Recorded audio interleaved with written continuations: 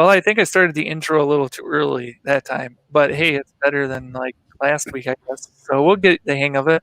So I need to maybe do like a tutorial or something. I don't know. I've looked up how to do it, but I haven't figured it out yet.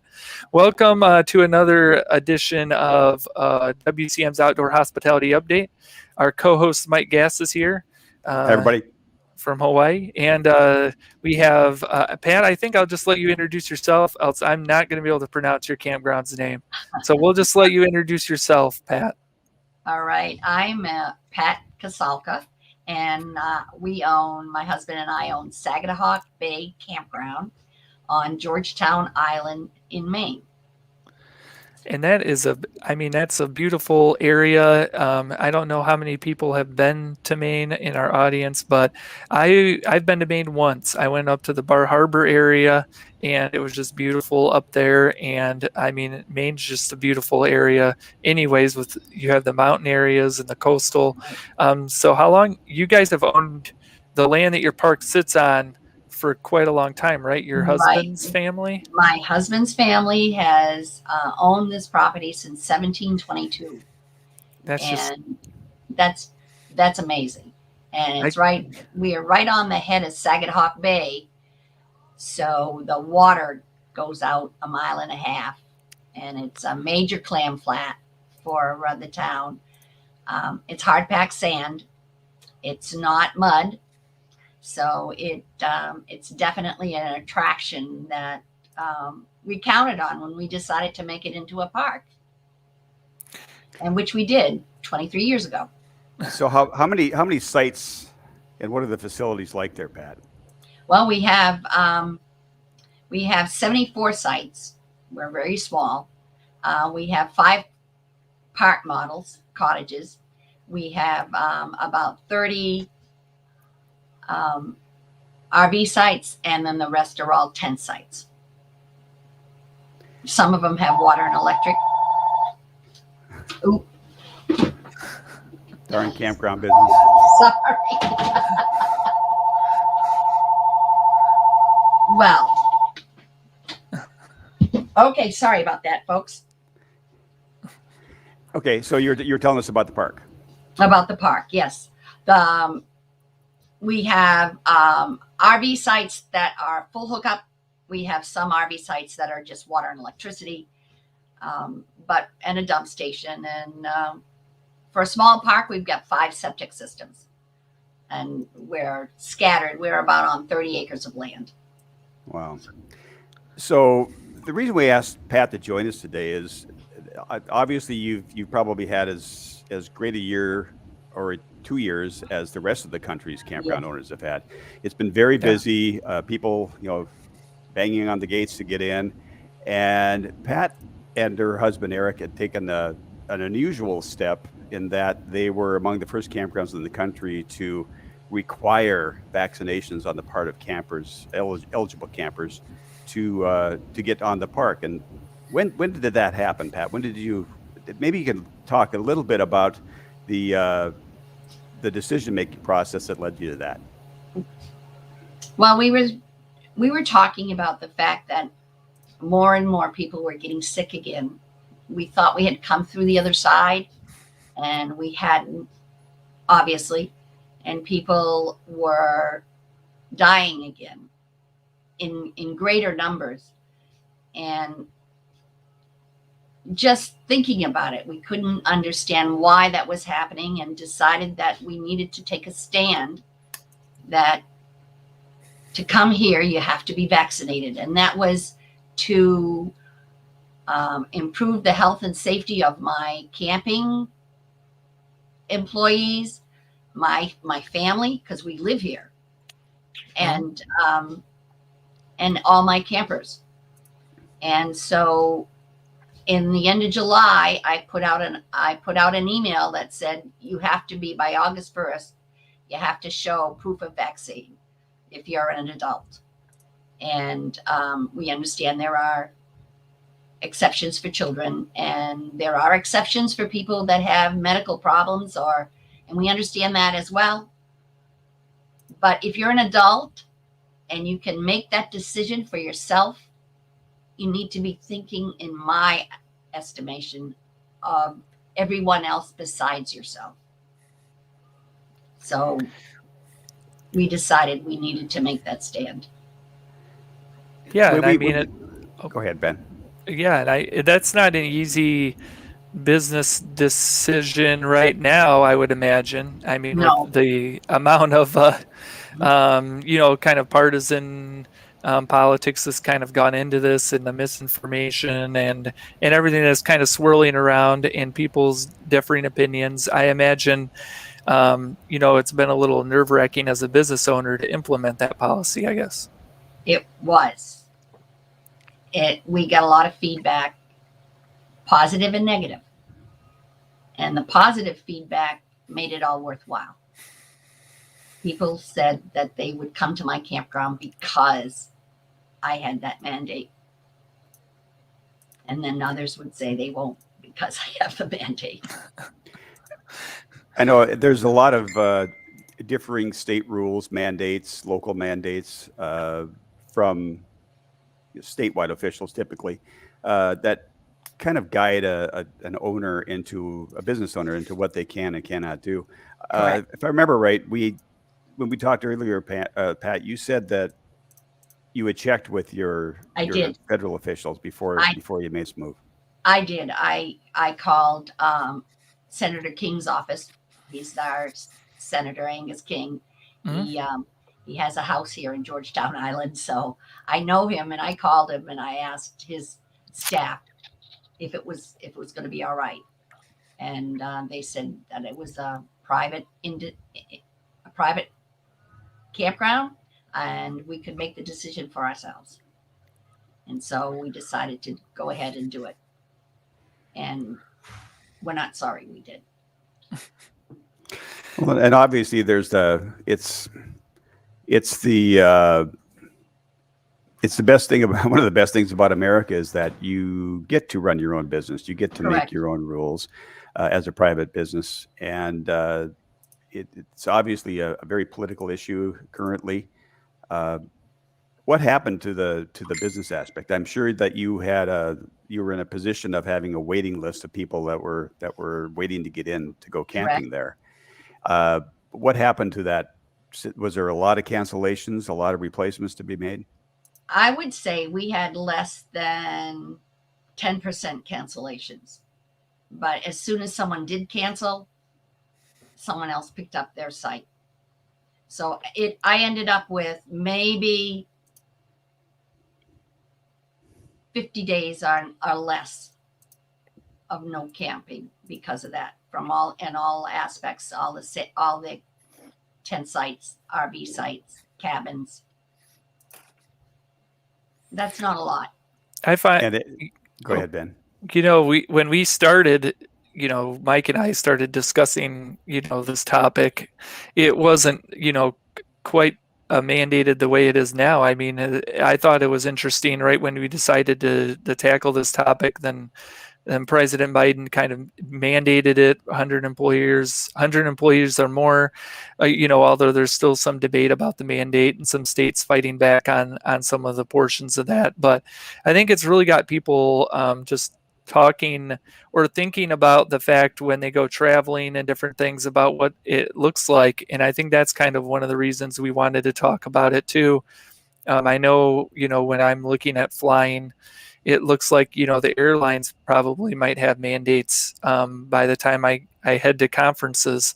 So it's just thinking, I think people are starting to think a little bit more about, vaccinations and what's going to be required to travel.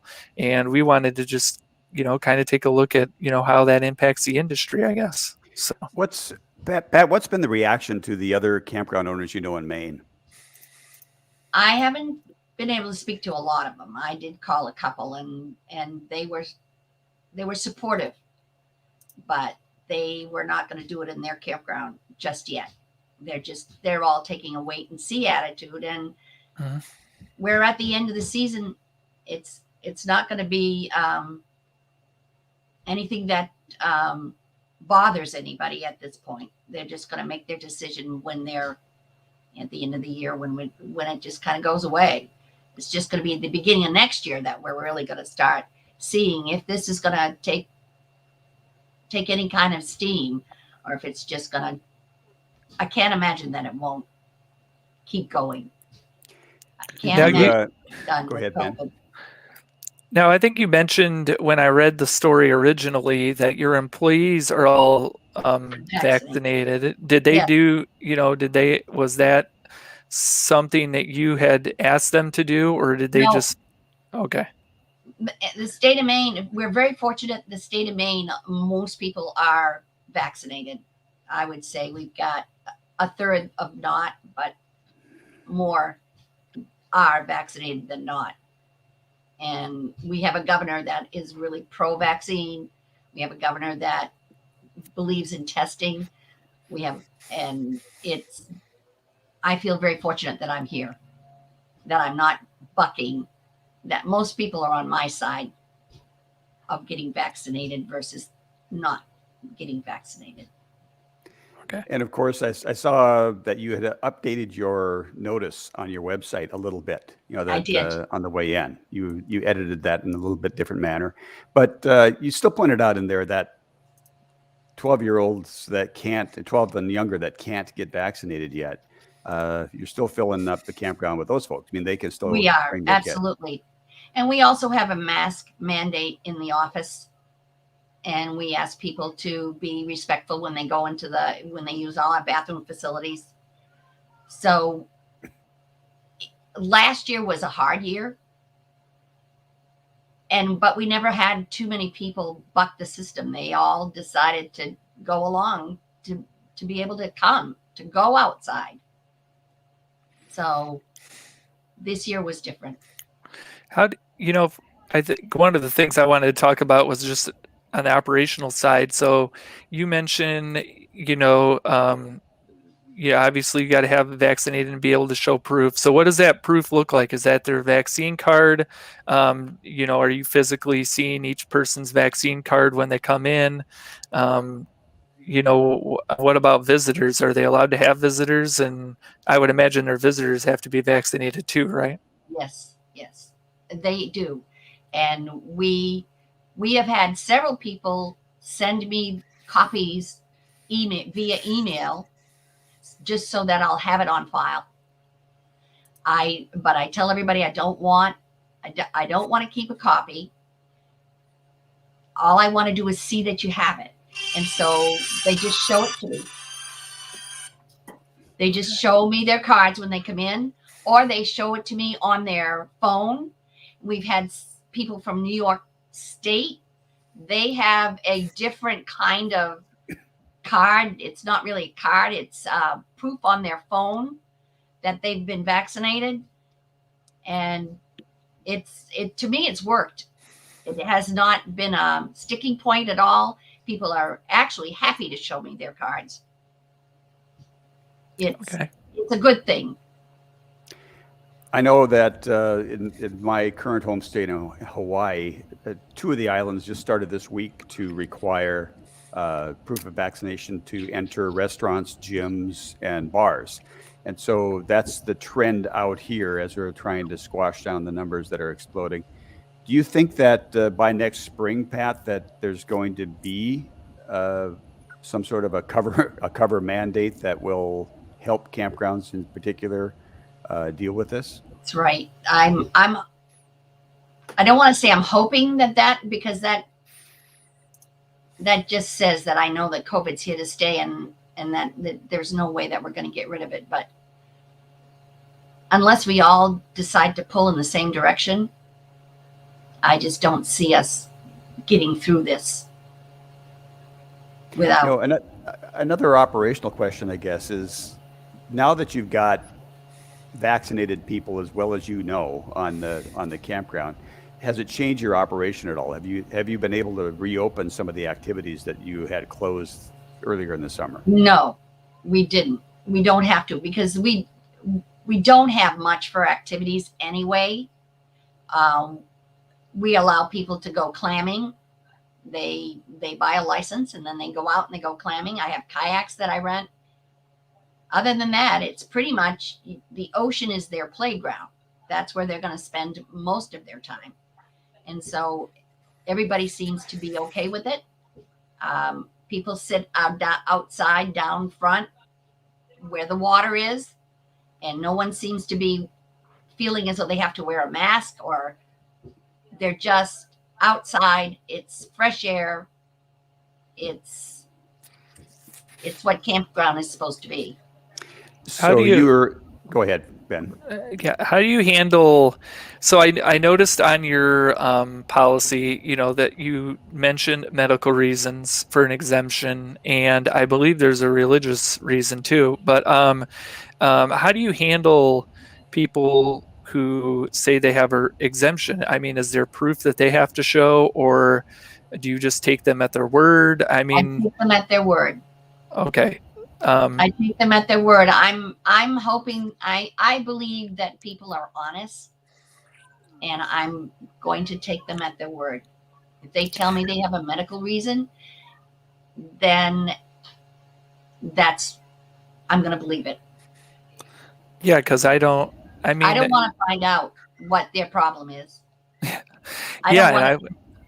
Oh, go ahead, sir. Mike?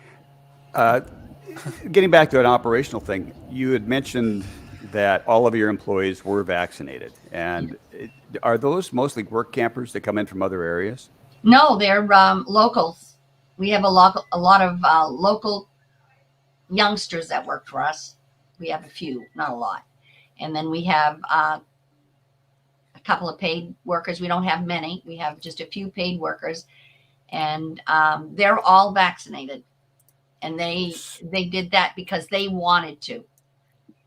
So going forward, is that going to be a requirement of employment with you? Yes, absolutely. Yes. We had wanted to bring on, I had reached out to a couple of different people for various reasons, travel. They couldn't come on, except for, this isn't the hottest topic either. People are a little nervous to talk about vaccines in a show, but some groups, escapees, for instance, they just implemented a policy where it's either a vaccine or a COVID test to attend their events. So, I mean, I think we could see some parks looking at that. Maybe, they don't want to do a complete mandate. I do know that some park owners I speak with, they are uncomfortable with the idea of mandating somebody's ability to do something. So maybe they're looking at, a vaccine requirement or a clean COVID test.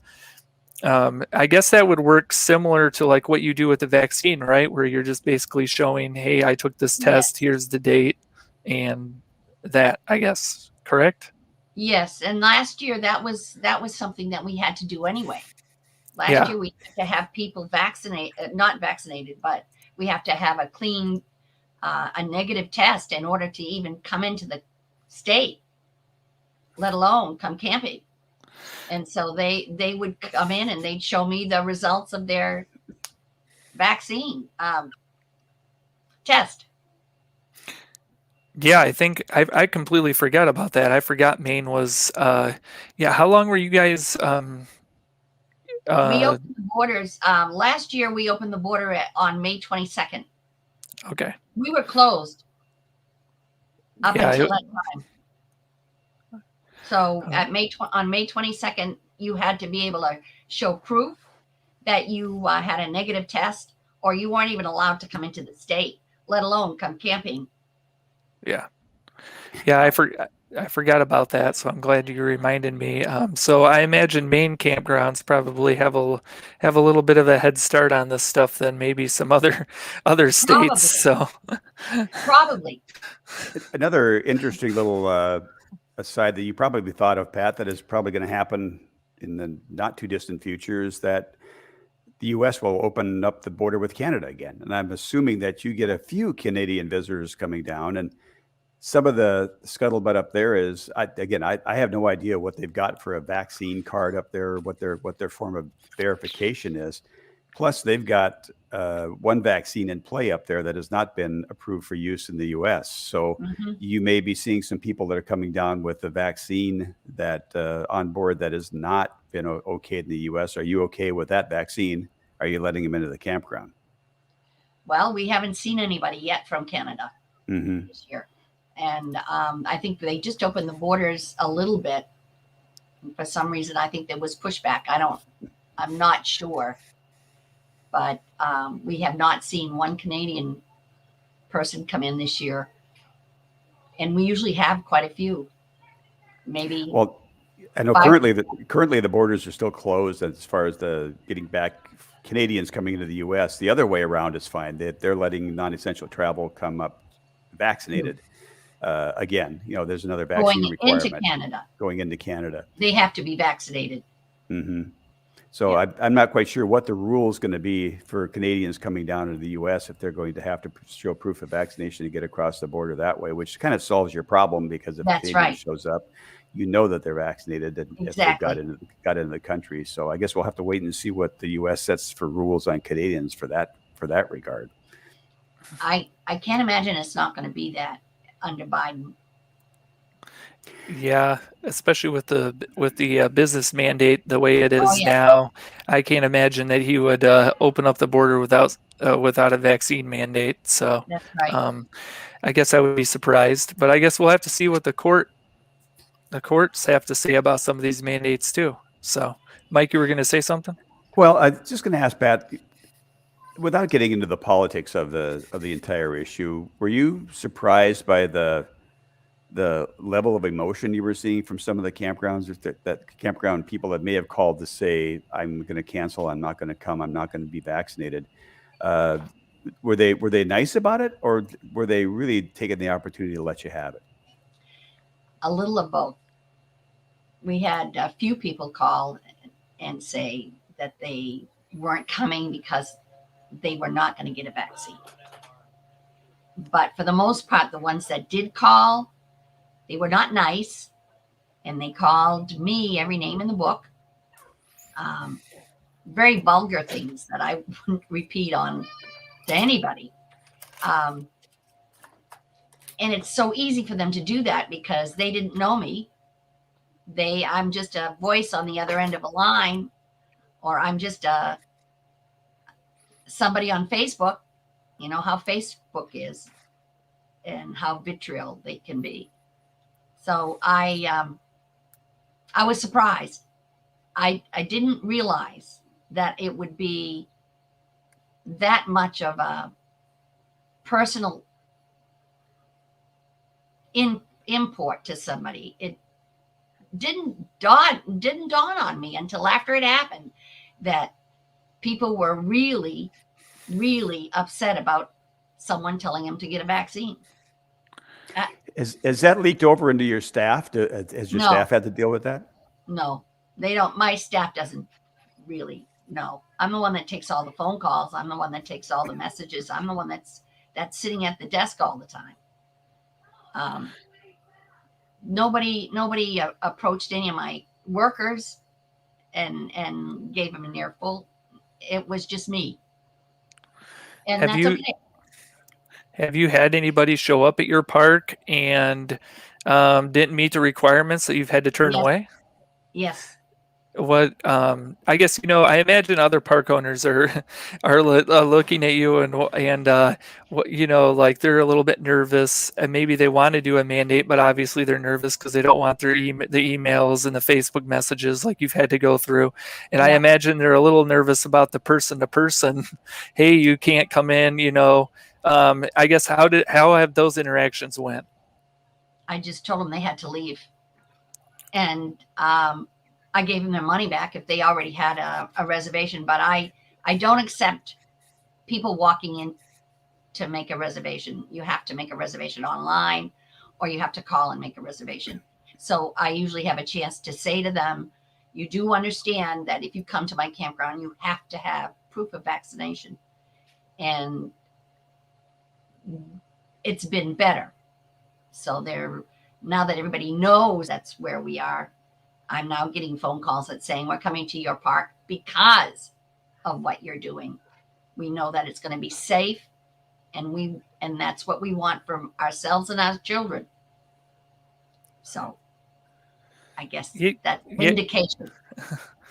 yeah, and I mean, for the outdoor hospitality industry, I mean, I imagine there are going to be travelers that are going to be looking for, maybe they're vaccinated and they're looking for safer areas, places that offer them,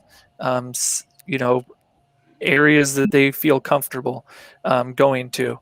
So maybe we'll start seeing more of that. I don't know what the future looks like, I guess.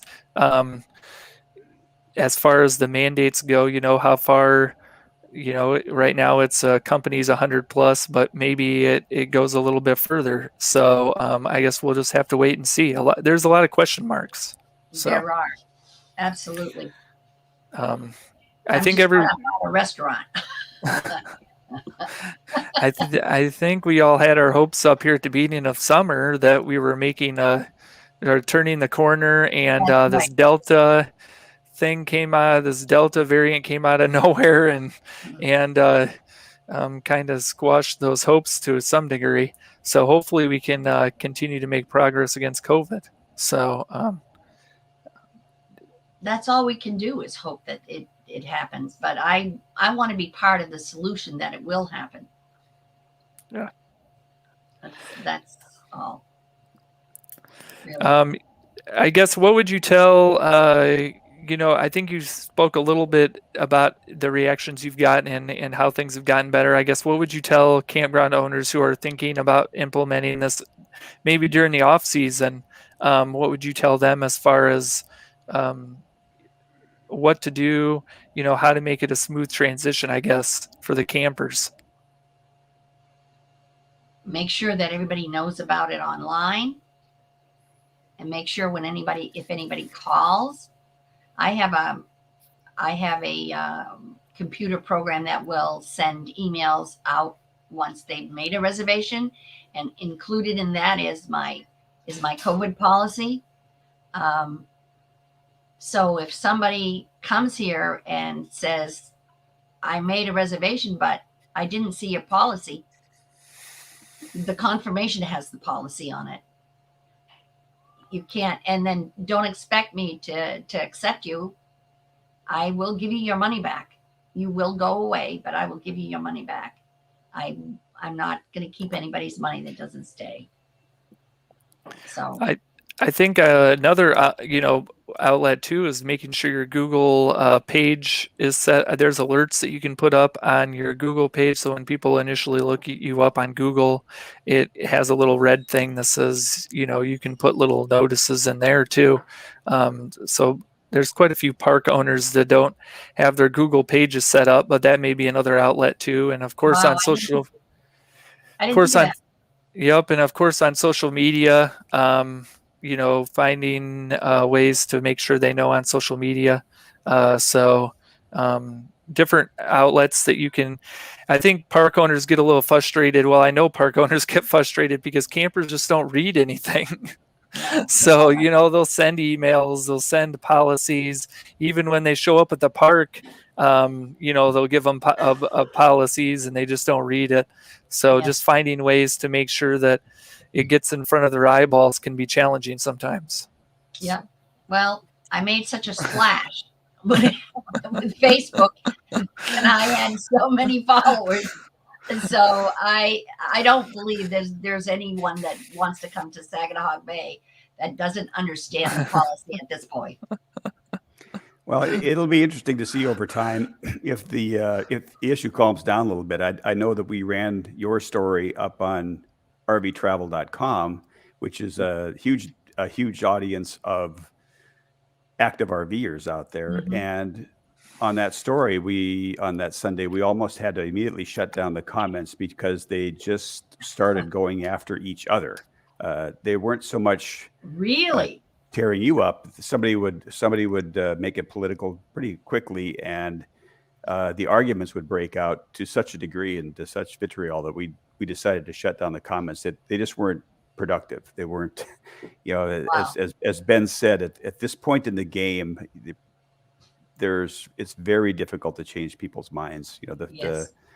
The facts are there. People get to, it's America. People get to make their decisions still on what they want to do.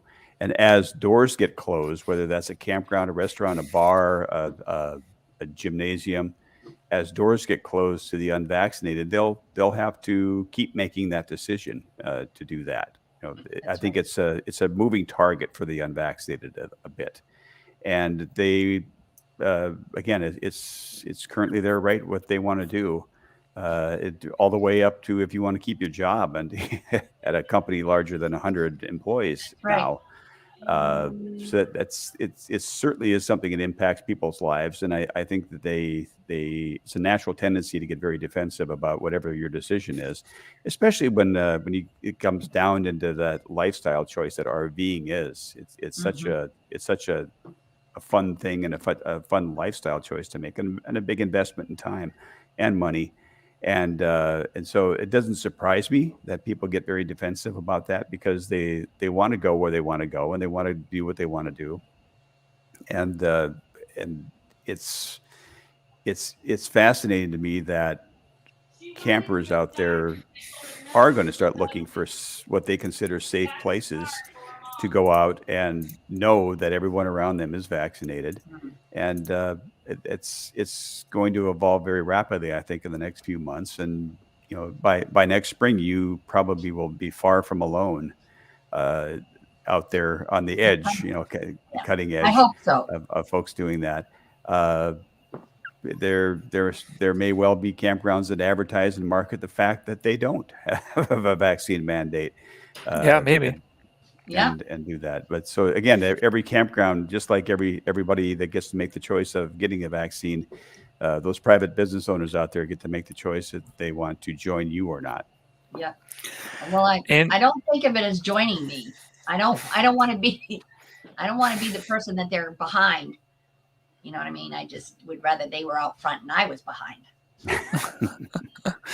I wish we could have gotten. I did reach out to some snowbird parks as well, and it will be interesting. We've talked a little bit about northern parks, but it will be interesting to see on the snowbird side, because obviously their camper population is in the more at-risk demographic, as to whether some of them start requiring vaccines. I know Florida has, I believe, correct me if I'm wrong, but I believe Florida's governor has said that he won't support the mandates or whatever. So I'm not for sure. I mean, I imagine for snowbird park owners, that can get a little confusing in some of the states that are trying to fight the mandates. But I imagine some snowbird parks are definitely looking at implementing some of that. Maybe it makes the snowbirds more comfortable. So, well, and it makes that federal decision on Canadians coming down just that more crucial. If the U.S. government decides that